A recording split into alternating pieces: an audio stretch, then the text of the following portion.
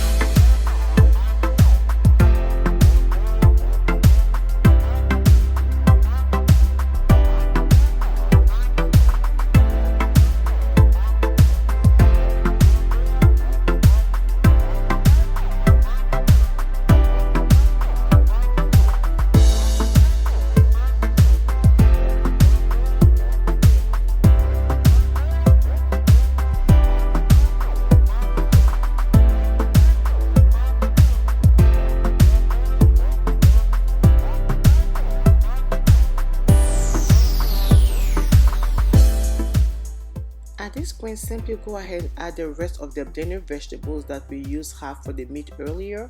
The reason why it looks like that is because I cook it separately. On the fire, I'll use some oil, some salt, and some onion powder, and I cook it for 15 minutes so you can make the process faster. And I just add it back to the pot before we move to the next step. At this point, what you do next, you simply go ahead and add your jasmine rice. This rice has already been washed, and I also put it in the microwave for 5 minutes to speed up the cooking process, and I then add that to the pot.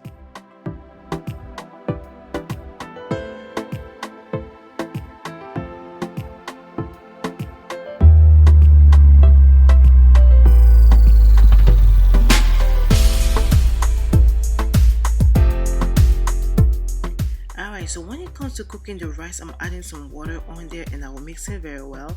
I will also go ahead and add some foil to cover the rice. Somehow it didn't get recorded, but I'll put some foil on there and it helped the rice cook faster. It's cooked. You can serve it.